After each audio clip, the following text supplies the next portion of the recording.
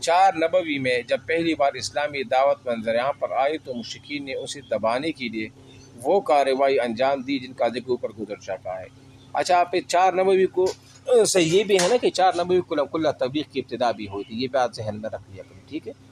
یہ کارروائیاں توڑی توڑی اور درجہ بدرجہ عمل میں لائی گئی اور ہفتوں تک مہینوں تک مشرکین نے اس سے آگے قدم نہیں بڑھایا اور ظلم و زیادتی شروع نہیں کی، لیکن جب دیکھا کہ یہ کارروائیاں اسلامی دعوت کی راہ روکنے میں مؤثر ثابت نہیں ہو رہی، دیکھو اب انہوں نے جو طریقہ کار ابو طالب کے پاس جانا، جو ہے نا اس طرح غلط پروپیگنڈا کرنا، ان کو جادو ساحر وغیرہ یہ کہنا، کچھ دو اور کچھ لو یا کچھ لو کچھ دو والی بات کہنا، یہ آپ انہوں نے کہا مشرکین نے کہ اس طریقہ کار سے ہم آپ علیہ السلام کو روکے رکھیں گے اور ہو سکتی ہے تو ایسا نرم پڑ جائیں گے، تو بات ختم ہے، ٹھیک ہے، بات بس پھر ہمارا مقصد پورا ہو گیا۔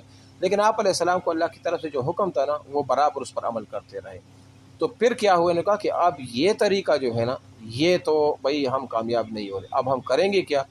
وہ آگے سے وہ ظلم و جور کا سلسلہ وہ شروع ہو گیا، ٹھیک ہے۔ اب کیا ہوا، جب دیکھا کہ یہ کارروائی اسلامی دعوت کے راہ روکنے میں مؤثر ثابت نہیں ہو رہی تو ایک بار پھر جمع ہوئی اور 25 سرداران قریش کی ایک کمیٹی تشکیل دی جس کا سربراہ رسول اللہ صلی اللہ علیہ وسلم کا چچا ابو لہب تھا۔ اس کمیٹی نے باہمی مشورے اور غور کے بعد رسول اللہ صلی اللہ علیہ وسلم صحابہ کرام کے خلاف ایک فیصلہ کن قرارداد منظور کی، یعنی یہ طے کیا کہ اسلام کی مخالفت، پیغمبر اسلام کی اظہار ثانی اور اسلام لانے والوں کی طرح طرح کے ظلم جو ہے نا وہ شروع کیے جائے۔ اب دیکھو 4 نبوی کے بعد جو پہلا جو اجلاس مقرر ہوا تھا دارالندوہ میں، اس کی قیادت کس نے کی؟ ابو لہب نے کی۔ یہ 25 افراد شامل تھے، اس میں کتنے افراد شامل تھے؟ 25 افراد، اس کو انڈر لائن کر دو کہ کتنے افراد تھے؟ 25 افراد۔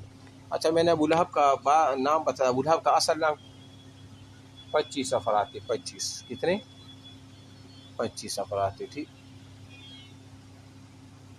ابو لہب کا اصل نام کیا تھا؟ عبد العزیٰ، عبد العزیٰ کیا نام تھا اس کی؟ یہ بہت امپورٹنٹ سوال ہے، عبد العزیٰ۔ اچھا، اس کی بیوی کا نام کیا تھا؟ اس کی بیوی کا نام تھا نہیں ام جمیل تو کنیت، نہیں اصل نام کیا تھا؟ اصل نام تھا اروا۔ کیا تھا؟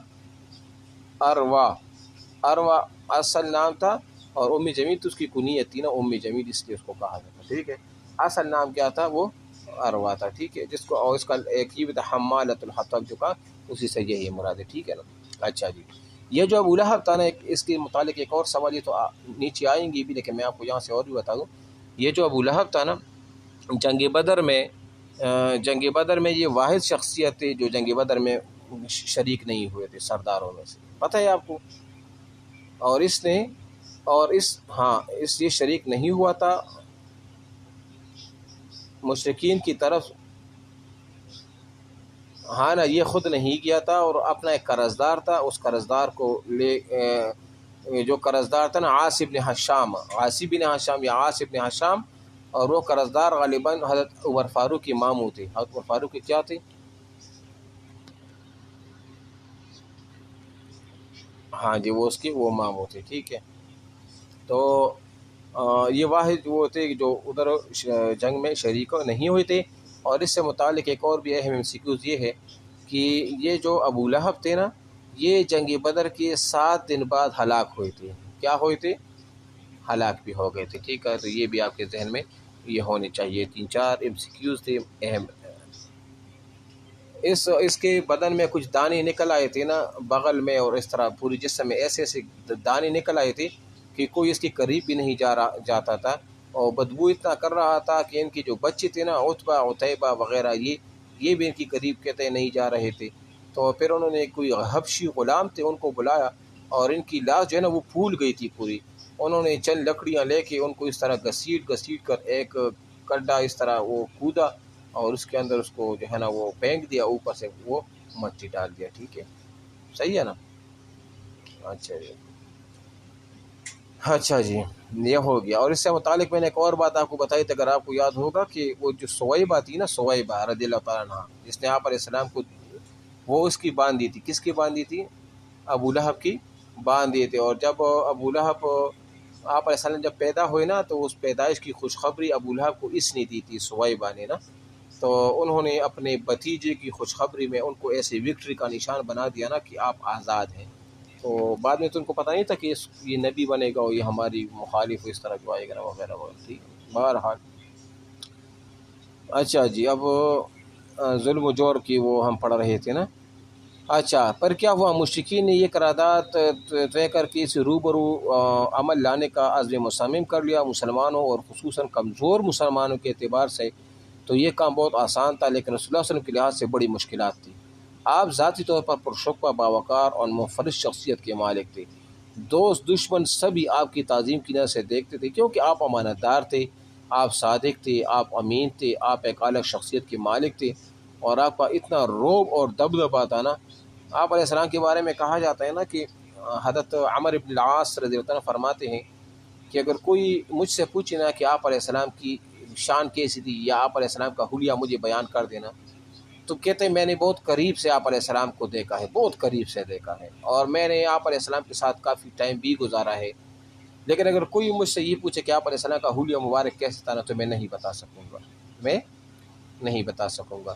وہ کہتے ہیں کہ آپ علیہ السلام کی جلال، آپ علیہ السلام کی چہرے انور کی جلال اور ہیبت وہ اتنی زیادہ تھی نا، تو کہ کوئی بھی آپ کو جو ہے نا اس طرح برابر دیکھ نہیں سکتا تھا. اتنی وہ پرکشش اور جلال اور ہیبت والی ذات تھی نا کہ کوئی دیکھ نہیں سکتا تھا اس کو نا. تو یہ آپ علیہ السلام کی وہ شان تھی مبارک. ٹھیک ہے، اتنی جلال والی تھی. بہرحال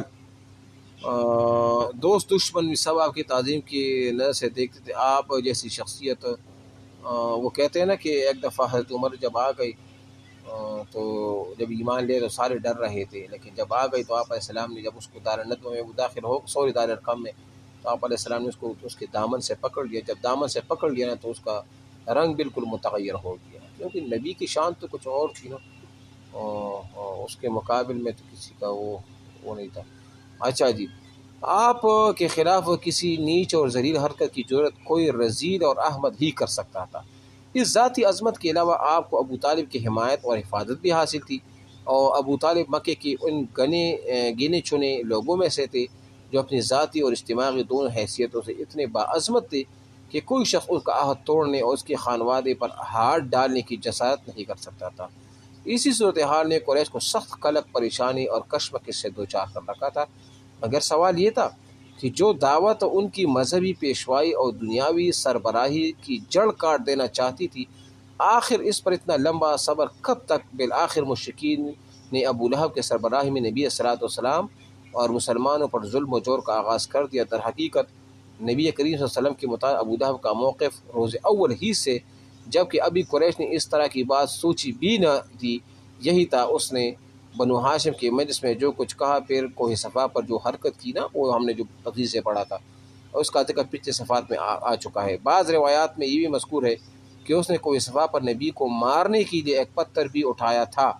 بعثت سے پہلے ابو لہب نے اپنے دو بیٹوں عتبہ اور عتیبہ کی شادی، یہ شادی اس طرح نہیں ہوئی تھی، رخصتی نہیں ہوئی تھی، ٹھیک ہے نا،